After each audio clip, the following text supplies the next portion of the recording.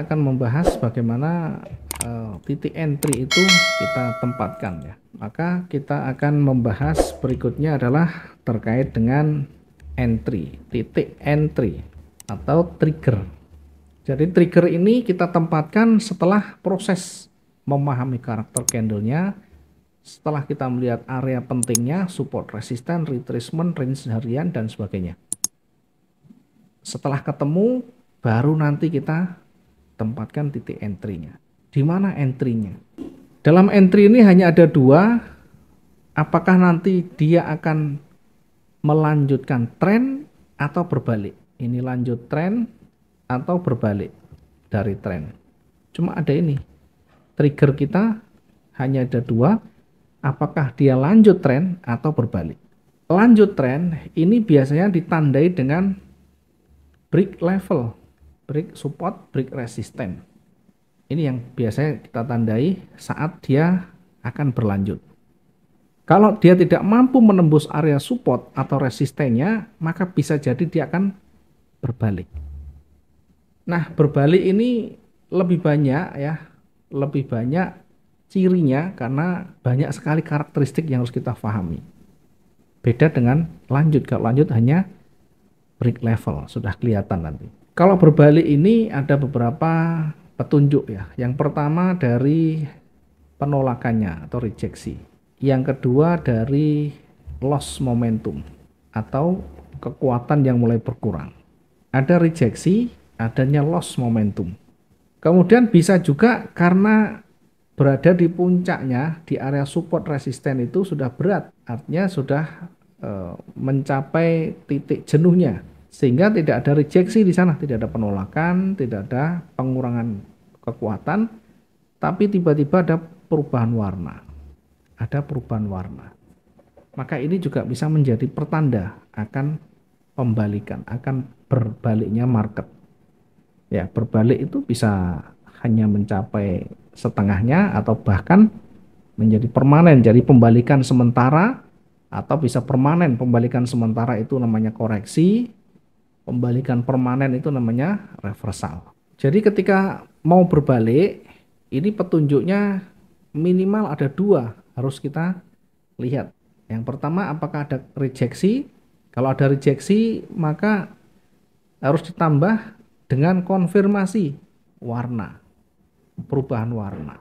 Yang kedua, kalau ada loss momentum, sama, konfirmasinya adalah perubahan warna.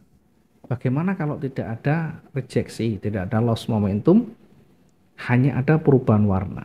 Maka kita lihat apakah perubahan warna itu signifikan atau tidak, kita ukur dengan candle sebelumnya. Kalau lebih dari setengah candle sebelumnya, maka bisa jadi konfirmasi. Tapi kalau masih kecil, maka butuh satu candle warna lagi, satu candle warna lagi. Nah, sekarang kita coba berikan contohnya. Yang pertama dulu dari rejeksi. Rejeksi saja tidak cukup, kita tunggu konfirmasinya, yakni ada perubahan warna di sana. Saya coba untuk bersihkan di kondisi saat ini ya. Oke, perhatikan yang gampang, saat dia bergerak naik. Saat dia bergerak naik. Jadi bergerak naik itu ada ukuran signifikan apa enggak? Kalau ini kan kelihatan ya. Bagaimana kita bisa melihat ini signifikan pergerakannya? Oke, ini namanya break level. Kemudian ada koreksi, kemudian ada naik lagi, ada koreksi lagi, ada naik lagi. Ini cukup tren sudah. Sehingga ketika dia mulai menipis kekuatannya sampai di atas, mulai menipis, kemudian ada rejeksi. Adanya rejeksi, penolakan, ada sumbu yang signifikan. Sumbu itu signifikan atau valid ketika ukuran sumbunya setidaknya 3 kali body, minimal 3 kali bodinya. Kalau setengah bagaimana? Ya tetap ada rejeksi, tetapi tingkat validitasnya akan lebih kuat kalau dia lebih panjang atau setidaknya minimal 3 kali body. Dari sini kita lihat sudah ada rejeksi, powernya sudah mulai habis. Hijau ini powernya sudah habis. Maka kalau ada rejeksi, maka butuh konfirmasi adanya perubahan warna. Karena ini trennya naik, kita menunggu warna merah. Kita menunggu warna merah.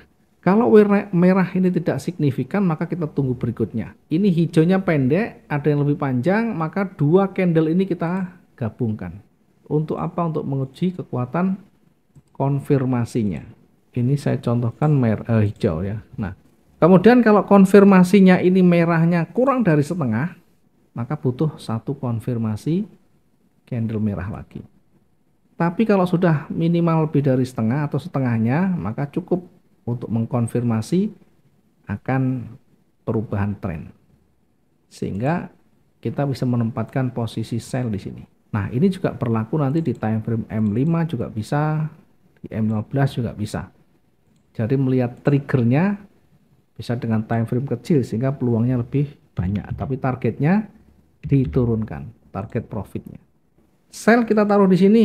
Resiko itu kalau kita mau SL taruh di atas dari levelnya. Atau kita bisa tarik 350 sampai 400 ya.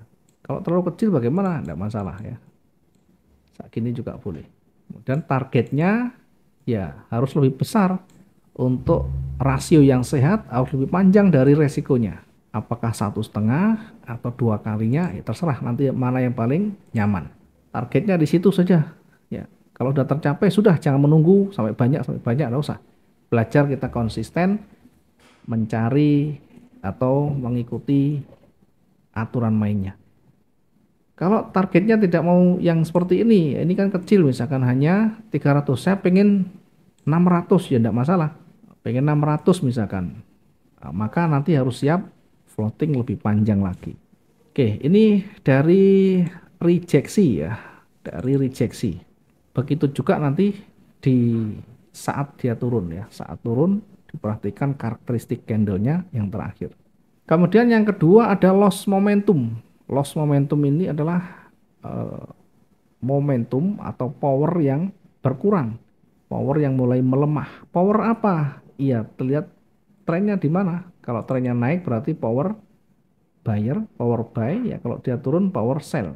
Ya, kita coba lihat yang ada powernya berkurang atau istilahnya ada loss momentum. Tentunya kita lihat dari sisi tren dulu. Kita selalu perhatikan dia naik atau turun, selalu kita perhatikan. Misalkan begini, yang kuat ya, saya coba untuk lihat yang loss momentum yang kuat, baik di atas atau di bawah sama ya. Oke, ini saya contohkan di posisi atas dulu ya, di posisi naik dulu. Ini momentum ya, ini namanya momentum. Meskipun hanya sendiri, tapi kekuatan bullish ini cukup signifikan ketika naik. Perhatikan dari historinya ya. Ini hijaunya tebal, tidak ada penolakan, kemudian diikuti momentum lagi. Ini momentum bullish ya, kekuatan buyer yang sangat signifikan. Ketika kita sudah melihat candle terakhir itu sudah ada kekuatan yang luar biasa, jangan pernah melawan. Mungkin selama ini kan sering kita, oh sudah tinggi, kita sell. Sudah tinggi lagi, sell lagi. Tinggi lagi, sell lagi. Bahkan sampai habis. Kenapa terjadi seperti itu? Ya karena kita hanya berandai-andai nanti akan berbalik. Padahal belum ada petunjuk. Jadi kalau tidak ada petunjuk, jangan melawan. Kekuatan bullishnya luar biasa. Kemudian berikutnya masih lanjut.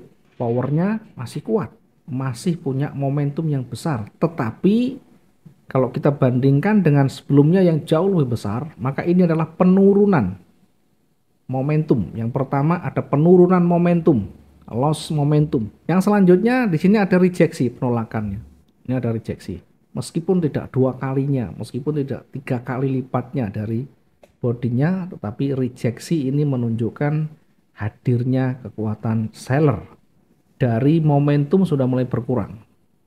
Tapi tidak bisa kita sell di sini, tidak ada petunjuk, tidak ada konfirmasi. Mau masuk posisi buy, sudah mulai ada rejeksi, sudah mulai ada pengurangan, hati-hati juga. Maka berikutnya kita tunggu saja dulu candle baru terbentuk. Kalau sudah terbentuk, kita amati. Yang pertama tingginya di sini, tingginya di situ ya. Kemudian selanjutnya ini buyer ini masih ada kekuatannya. mencoba menekan lebih tinggi, tapi pada akhirnya gagal. Ini turun hingga ditutup di bawah harga tingginya di sini. Meskipun sempat membentuk harga lebih tinggi, tapi pada akhirnya ditutup di bawah. Ada dua rejeksi. Yang selanjutnya dari kekuatan ini jauh berkurang. Dari kekuatan ini jauh berkurang. Maka ini disebut dengan loss momentum. Apakah bisa sell? Bisa saja, tapi belum terkonfirmasi namanya. Nah, terkonfirmasi itu setelah ada perubahan warna dan dia lebih dari setengah dari body sebelumnya. Maka ini adalah konfirmasi. Tapi sayangnya ini ganti candle, ganti hari ya. Mungkin kalau pas di tengah kita bisa langsung entry di sini. Ya mungkin pas di menit-menit terakhir jelang penutupan bisa saja kita entry.